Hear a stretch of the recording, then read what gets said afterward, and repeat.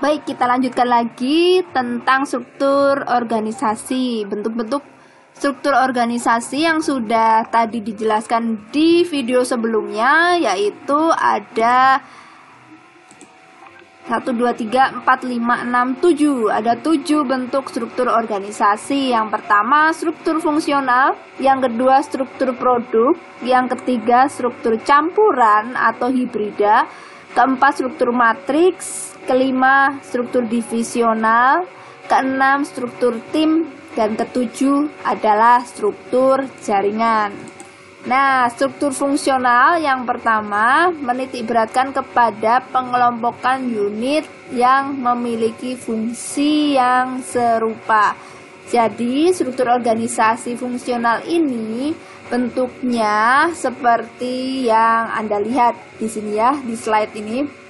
Ya, yang pertama adalah pimpinan atau manajer, membawahi manajer atau manajer bidang. Ada bidang penelitian dan pengembangan, ada bagian produksi, bagian keuangan, dan bagian pemasaran. Kenapa disebut fungsional? Karena setiap bidang ini memiliki fungsi dan peranannya masing-masing.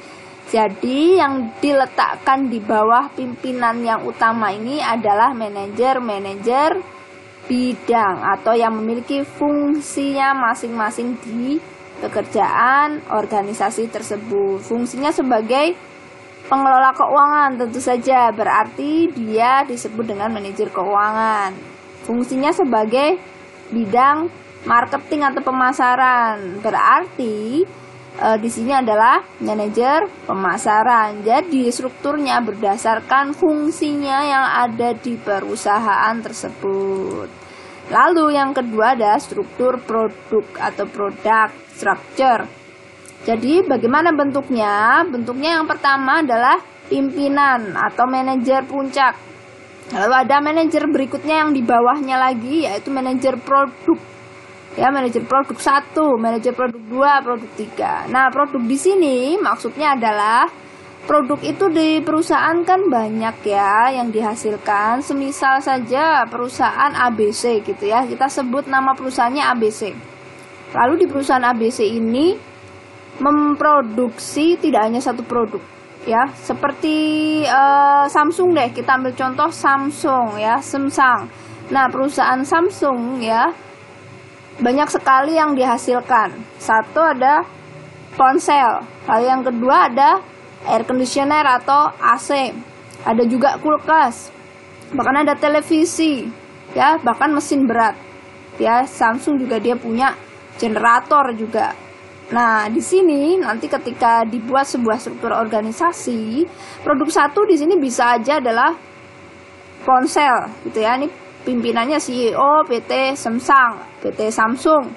Jadi yang produk satu di sini adalah ponsel. Lalu yang produk 2 sini adalah AC gitu ya, manajer untuk produk AC. Lalu yang ketiga manajer untuk produk laptop misalnya. Nah, di sini baru di bawah manajer produk tersebut adalah staff atau asisten manajernya. Begitu. Ini struktur produk. Lalu kita akan lihat kembali apa saja kelebihannya apabila menggunakan struktur organisasi fungsional. Kelebihannya yang pertama sumber daya lebih efisien, skalanya juga lebih murah ya, biaya yang operasional dikeluarkan karena sesuai dengan fungsinya begitu. Kalau bagian keuangan ya sudah, dia mengurusi semua produk apapun yang dihasilkan dari organisasi tersebut, tapi yang hanya mengurus bidang keuangan, fungsinya adalah sebagai perputaran modal dan juga perputaran bagaimana operasional nanti membutuhkan uang, juga termasuk hutang dan sebagainya gitu ya. Lalu yang kedua, keunggulan dari fungsional, struktur fungsional adalah ada spesialisasi keterampilan yang mendalam dan pengembangan. Jadi siapapun yang berada di bidang tertentu, dia pasti memahami satu bidang itu ya. Apabila dia karyawan di bidang pengembangan atau development sebuah produk, maka dia akan sangat memahami tentang seluk-beluk bagaimana produk tersebut dikembangkan, caranya seperti apa, sistemnya dengan cara yang bagaimana, harganya misalnya, scope range harganya ketika dia mengembangkan produk. Jadi dia tahu betul di bidang yang dimana dia berada. Itu keunggulannya fungsional. Lalu yang ketiga yaitu kemajuan karir dalam departemen fungsional. Otomatis ketika kita sudah mengetahui seluk-beluk tentang keilmuan di bidang tersebut, di bidang departemen itu, maka karir yang ada di perusahaan tersebut ya, karyawan yang memiliki karir tersebut juga akan semakin meningkat ya, kemampuannya dia juga semakin tajam. Nah, yang keempat ada panduan dan pengendalian dari manajer puncak. Nah, tentu saja pengawasannya jadi lebih mudah, lebih ringkas karena otomatis manajer puncak mengetahui bidang-bidang yang ada di bawahnya. Yang kelima, koordinasi luar biasa dalam fungsi-fungsi ini maksudnya adalah kemudahan dalam mengkoordinir para bawahan asisten manajer yang dimaksud ya. Lalu yang terakhir ada pemecahan masalah teknikal yang berkualitas. Tentu saja karena sudah jelas bidangnya, jadi ketika ada masalah solusi yang ditentukan lebih gampang. Ya. Lalu bagaimana dengan kelemahan dari struktur fungsional? Kelemahannya komunikasinya lintas departemen itu sangat buruk karena bisa saja nih nanti akan terjadi sebuah saling menyalahkan biasanya ya. Ketika produk tersebut tidak laku di pasaran, yang disalahkan biasanya saling melempar ya, bagian marketingnya yang kurang mempromosikan, bagian produk packagingnya yang kurang oke gitu, misalnya kurang menarik, lalu bagian keuangan yang disinyalir terlalu pelit ketika mengeluarkan modal untuk pemasaran gitu ya, atau HRD-nya misalnya tidak tepat memilih orang yang bisa mempromosikan. Jadi saling menyalahkan biasanya ya kelemahan dari fungsional ini. Karena komunikasinya berat, karena orang sudah tahu satu bidang, ketika dia harus memahami bidang yang lain itu agak susah gitu ya. Lalu yang kedua kelemahannya tanggapannya lambat gitu terhadap sebuah perubahan atau inovasi ya, jelas karena kita hanya tahu satu bidang. Lalu yang ketiga, keputusan terkonsentrasi pada hierarki puncak. Karena tadi sudah saya katakan ya di sebelumnya, ketika manajer puncak bisa mengawasi, keputusannya juga hanya jadi manajer puncak, di CEO-nya saja. Yang berikutnya, tanggung jawab bagi masalah yang muncul sulit ditunjukkan secara tepat. Ya susah karena bidang masing-masing sudah mahir untuk menjalankan operasional di tadi di ranahnya yang memang sudah ahli di situ. Lalu berikutnya ada pandangan terbatas mengenai sasaran organisasi dari para karyawan. Ya karena tadi sama ya, bidangnya sudah terlalu dalam, misal sudah bagian keuangan, dia nggak akan begitu ngerti sekali dengan yang terjadi di bagian yang lain gitu ya. Pelatihan manajemen umum yang terbatas bagi karyawan, jelas terbatas karena mungkin orang yang bagian teknik juga tidak begitu mengetahui apa yang terjadi di bagian isu-isu di keuangan.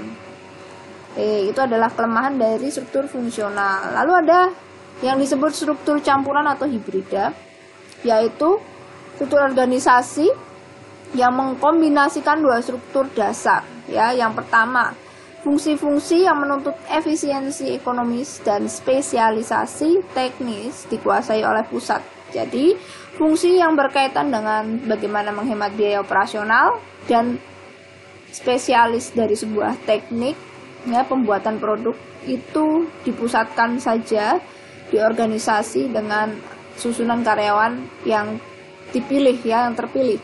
Lalu yang kedua, fungsi yang punya peranan penting di setiap produk dimiliki secara lengkap oleh setiap unit gitu ya. Jadi ketika fungsi-fungsi ini sungguh penting ya dan sungguh perlu ada, jadi harus ada di setiap bidang. Jadi misalnya nanti kan keuangan itu tidak hanya ada satu tok untuk mengurusi semua produk. Nanti bisa jadi manajer produk A di situ ada bidang keuangannya gitu ya. Nanti manajer di produk B gitu ya juga ada bidang keuangannya. Jadi sendiri-sendiri gitu. Ini disebut dengan struktur hibrida atau campuran. Ini dia bentuk model struktur campuran atau hibrida ya.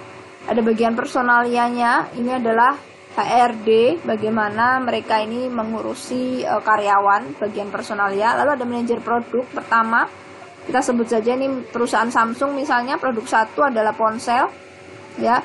Lalu di produk 2 adalah AC atau elektronik berat yang perkakas rumah tangga ya, perlengkapan rumah tangga. Kalau yang pertama gadget ya, produk satu adalah produk gadget, adalah produk rumah tangga misalnya di PT Samsung, kita ambil contoh.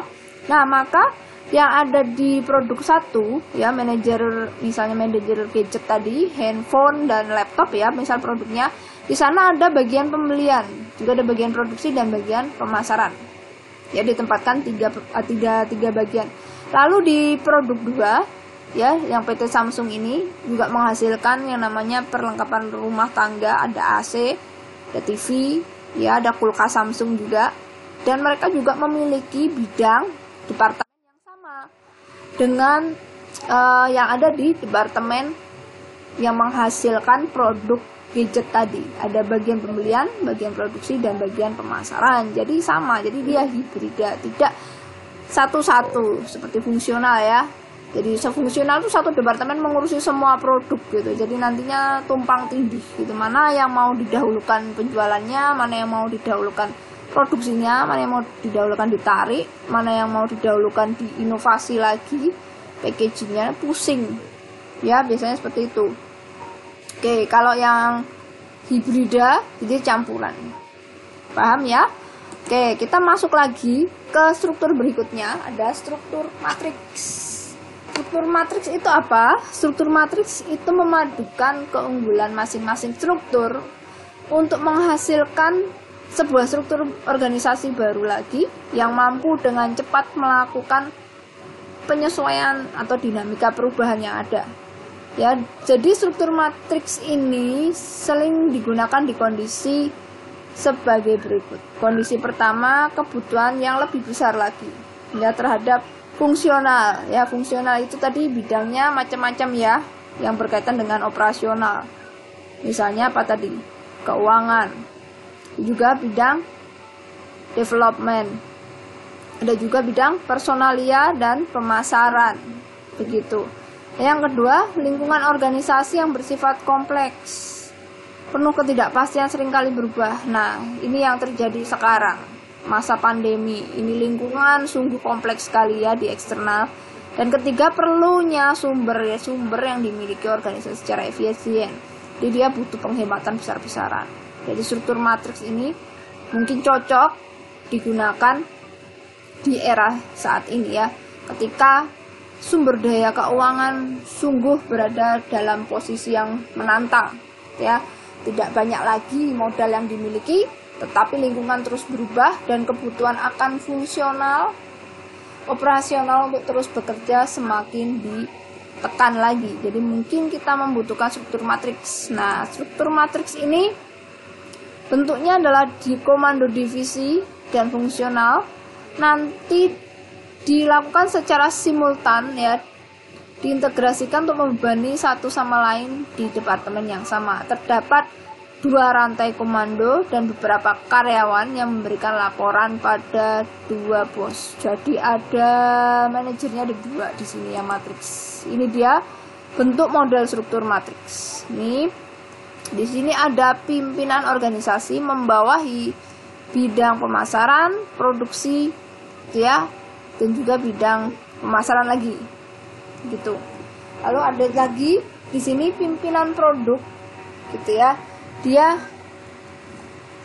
bertanggung jawab juga ke pimpinan fungsional.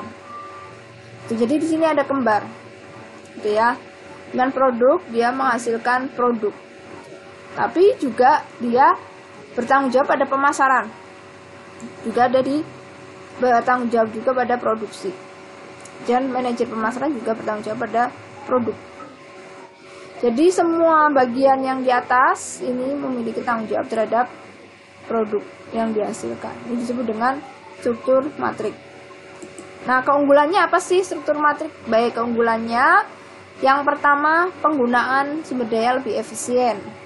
Fleksibilitasnya juga semakin lebih baik ya. Pengembangan keterampilan manajemen umum dan spesialis juga semakin baik. Kerjasama semakin lebih mantap lagi, dan pelebaran tugas bagi karyawan juga semakin mudah. Tapi kelemahannya terjadi kebingungan karena ada 2 komando, ada 2 pimpinan di sini. Konfliknya juga semakin tinggi. Banyak sekali diskusi yang tindakannya harus dilakukan, bahkan membutuhkan pelatihan yang lebih sering, dan dominasi kekuatan oleh salah satu sisi matriks. Nanti akan terjadi seperti dualisme kepemimpinan. Nah, itu tadi yang disebut dengan kelemahan dan keunggulan dari struktur organisasi matriks.